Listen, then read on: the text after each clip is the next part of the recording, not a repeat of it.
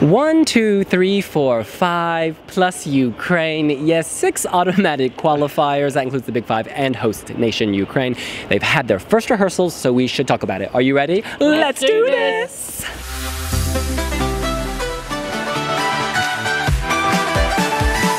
You guys, they contribute the most money to the pot, but did the Big Five contribute enough to their own stage production? Let's go around and first discuss our losers. Well, my loser, it's strange. Every day now I've had someone who's my loser has been nearly catastrophe, whereas there wasn't any catastrophes in the Big Five, which is quite unusual. But my loser is Ukraine. I felt that they lost some of the impact that they had in their national final. Granted, I never liked the song, but the national final, they had their chest spared with the clock counting down to the 3 minutes, and there was blood and guts, and it was a bit exciting and there was a story. Whereas now they just have a big head and they're giving head, but it's not as exciting as that sounds. It's kind of a big ancient statue. I don't know its connection to time. Maybe it's Father Time or something, for all I know. But they're dressed like Soft Engine, trying to be hard rockers, and the effect isn't even that impressive. And it was only in the final run through that we got to see that it was kind of supposed to be a man, and it looked like he was embedded in the stage. Right. But it was a disappointment. It's funny, so this is both my biggest grower and my biggest loser, and that sounds strange because all of these acts in the Big Five plus Ukraine were good, I thought. There's not a disaster in this bunch, and Ukraine has elevated for me since the national selection. The blood and gore and stuff, it just wouldn't have worked given the current geopolitical climate in this part of the world, and so they were right to move it. I actually think it's quite poetic in a way. The ending, the mountains, the sun rising, the floor, you see this head becoming a body. It's a very impressive effect for me, actually, but it's subtle. I have a feeling they have surprises in store. There will be major pyro, there will be other things. They're holding something back because O.Torvald are crazy, and they will have something else in store for us. But at the same time, of these acts, it may have been the weakest for me. Maybe with, I don't know. Again, none of them are bad to O.Torvald me, but I would put Spain or Ukraine as my bottom. In any case, Chris.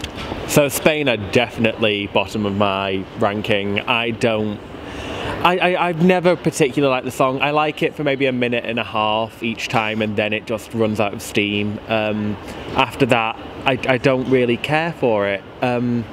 You know, there's some good elements. I liked the camper van in the background, I suppose, but you know, there was lots of issues I had with it, and I think that Spain probably are destined for bottom 5 at least, at best. Almost like 22nd might be good for them this year. I think it is a potential last place finish, and I don't really know what they can do to change that right now. It just didn't. It needed to do something more with the song, and it just didn't. Well, it's interesting. I just spoke with Manuel Navarro in the room, the interview room, and we both freed our nipples because he had a nipple malfunction, wardrobe malfunction. Nip slip, that's the phrase. Yeah. We both need to pluck, by the way. But in any case, I gotta say, he himself said the camera cuts need to be changed. Yeah, I think they're aware of the problems, and a lot of it was down to camera work, because I actually quite like the grapefruit coloring. You know, it's got this very summery tropical tonality, which we haven't seen in any of the other acts, so I quite liked that. And musically, for me, the staging did elevate it. It made it, you know, pina colada realness. He was serving it, I was drinking it. Yeah, we need a kind of summery song because we have lots of fun songs. We don't have this kind of warm sunshine vibes, and it's May, summer is coming. It gives us those kind of feels. Chris is probably right with the position. There's nothing standout that would encourage you to pick up the phone and vote for it. The only way I can see jurors voting for it is that if they're looking at radio-friendly songs, this is very radio-friendly, because it could be from the charts from any time over the past 10 years, back with Bruno Mars or Jason Mraz, that kind of thing. But yeah, I can't see it doing much higher than like 20th. Okay, well, we move on to your grower. My grower, she's been growing on me for months and months and months. Well, not that long, she hasn't been selected that long. Germany's Lavina. Oh, yes. And the thing is, her staging potentially could have been my winner. The opening maybe 10, 20 seconds of it is fantastic. And this was before we saw my winner, so I thought it was the best staging we'd seen. She's coming down, the way the camera's coming down, and she's kind of floating in this molten, I think it's a molten diamond, that's how I'm interpreting it, or maybe it's molten titanium. But she's there floating, and it's very effective, and it's very eye-catching and engaging. But then for the rest of it, she just gets up and she's like, okay, that's the art is done, and I'm just going to have a generic stage. A little bit of pyro, some diamonds in the background. I will stand, I will walk around a little bit, I won't do much else, I will sing my song. And I feel so let down because it started off so well. But it's still my grower, and I think she deserves to do better than last place. Yeah. And she is by no means the worst song in this whole contest. That there's going to be songs that will qualify from the semi, I am sure, that are worse. And she's a very competent performer. And looking at it, you wouldn't realise that she was literally a no one plucked from obscurity. Yeah. She ain't nobody. She's Lavina. She gets it. Our girl slays. This has been growing on me for months and months and months, as you said. I think I've been the only person on my team to like this song for about 6 weeks. She really brought it. You forget the whole titanium thing, actually, the moment you see this, because they distract you visually in such a good way. It's like she's rolling around on a MacBook Pro. The coloring of this whole thing is MacBook Pro. Also very Jill Sandler, I forget the name. Yeah, Sander, the minimalist designer. She's German. It's just very minimalist and artistic and like highbrow. And I just love the lyrics. I love the way she looks. She looks like she could be a L'Oreal cover girl. You see her just sitting like this, you know, smiling, flashing the pearly whites. Lavina is my queen this year. I think she slays that voice. And I think she's a little dirty. Like, she looks all pristine, but I could just see her like, oh yeah, hello, yeah. You know, there's something, she's got edge and grit. I would love to see her in an alley, because I don't know what would go on. She's just, there is more to Lavina, not Lavinia, which I've been saying. It's because of Shakespeare, the Titicus Andronicus thing. Anyways, I love this. I love Lavina. You slay. Tacitus, indeed. I think actually Lavina is probably my grower for the day as well. It almost reminds me a bit of a car commercial at times, sort of the background that she's got, like lots of light and silver, and it's like they're panning across a car the entire time. Very German. Maybe it's Mercedes-Benz. Das Auto. Das Auto. Vorsprung durch Technik and all that jazz. No, it was very good. She performed it very well. It is lacking a little bit, but she does fill the stage. And I think the thing, I can't remember who else I said about, but she looks cool. Like, she looks like a fun person to be around. Like, she's your friend and you want her to do well. She's very likeable. She comes across as likeable. She doesn't have that harsh German stereotype that you sometimes get. And yeah, just a very, very good rehearsal. I don't think it's going to get anywhere near the left-hand side of the scoreboard still, but I think it will be respectable, and I think Germany just don't want to come last, really. So fair play to her. She did really well, and it rightly, you know, honoured here. Honored indeed. Chris, we move from losers and growers to winners. Take us home. She has put me in contact with my British patriotism. It is, of course, the one and only Lucy Jones. I said it, if it was any other country, this would win, because it's just stunning staging. The best thought out staging, really, I think, of the entire year. They've been very clever of using close cut camera shots and then going out when they needed to, but they kept it very intimate. You feel the pain. She emotes brilliantly. She's a West End star at the end of the day. She knows how to act a song, and she acts the hell out of it from start to finish. Just incredible, brilliant vocal. I just really, really hope, I think top 10 is perfectly achievable with this. I hope and pray for more, but I'm realistic at the end of the day. But I think top 10, she would do us very, very proud.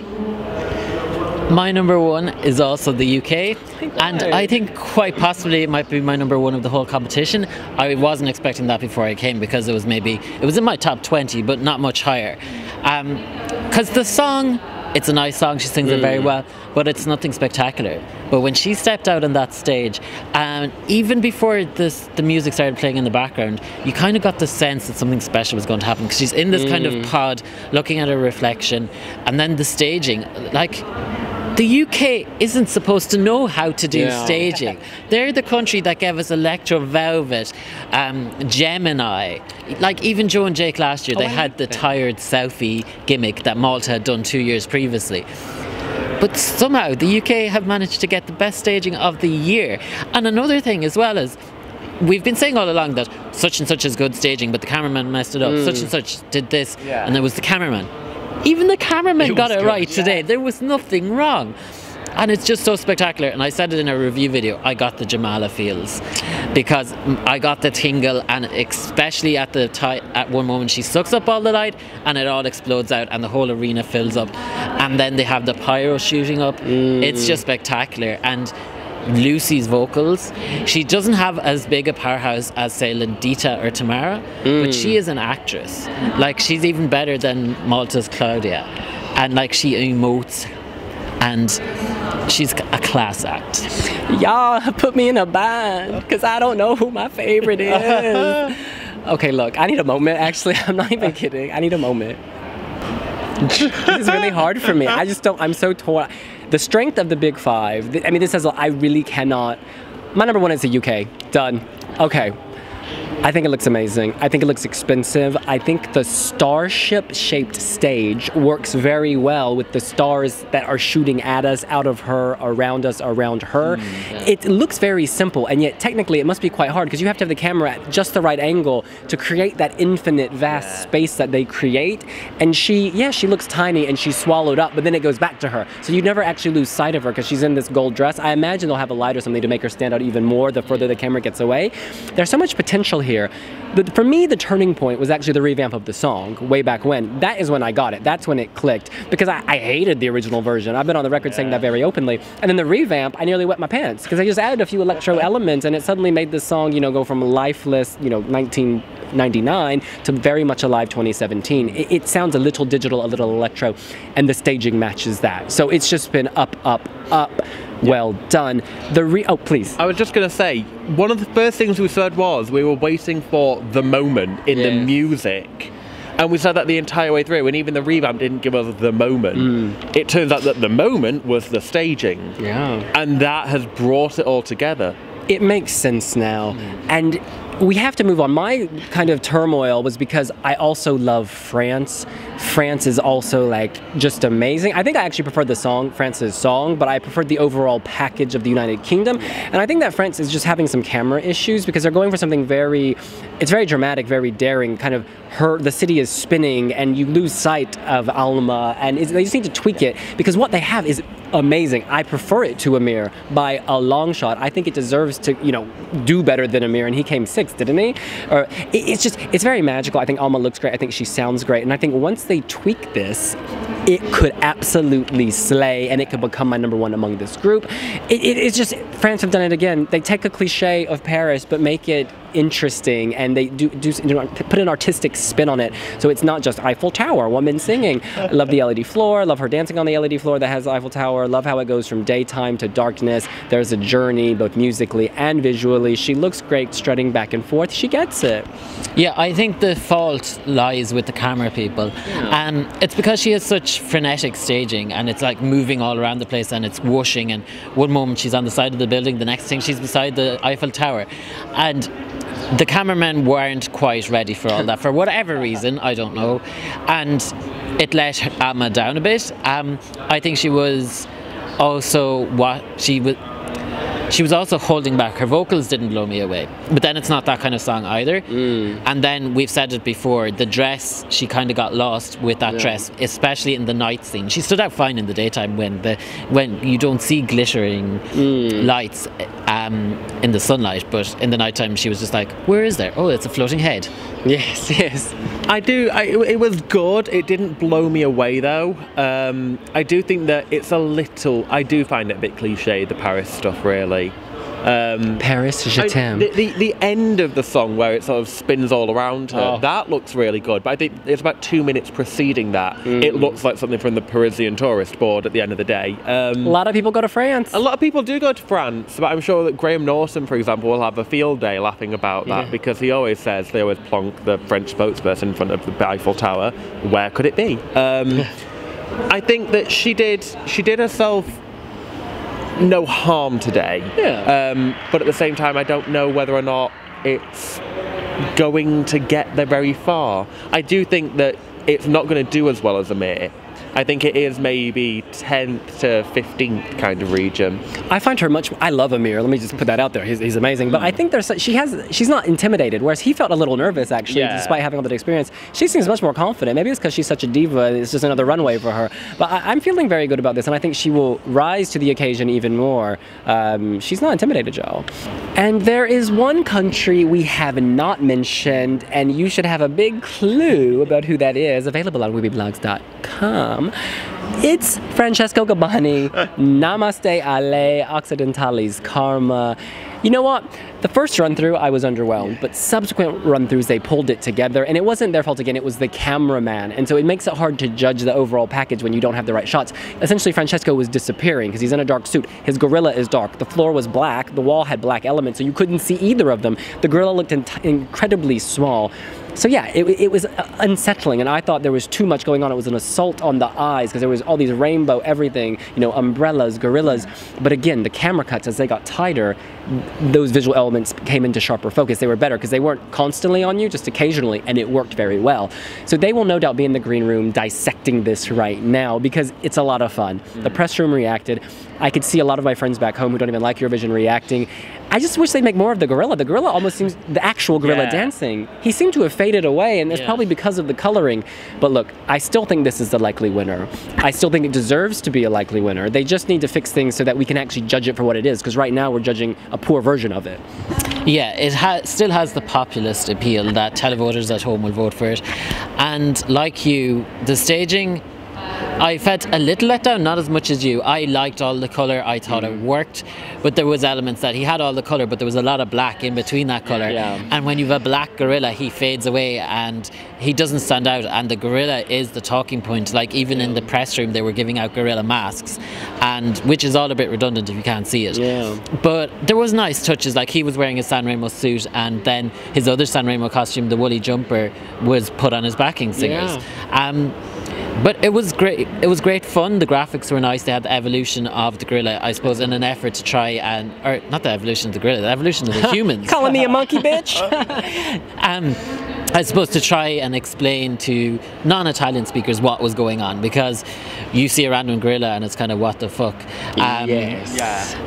But yes, I still think that it is probably the winner, even though the UK has probably moved into being my personal winner, but Italy was easily my number 2 of the day.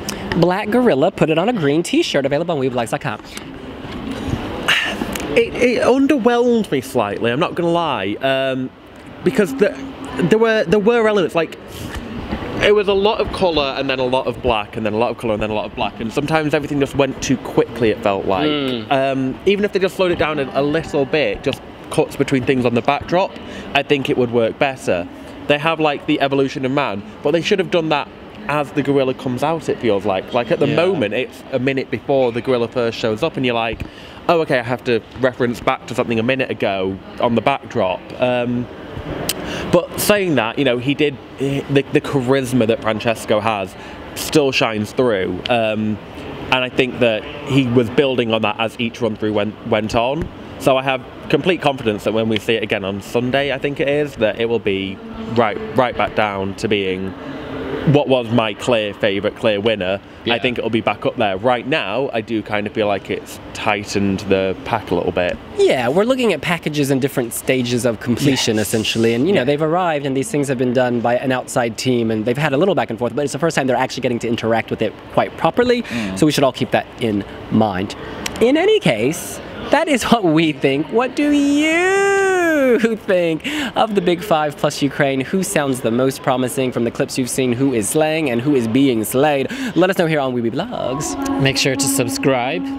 And please let us know who your favourite was from the Big Six in the comment section below. And like and share and subscribe and comment and everything that I've said. We'll see you later. Bye.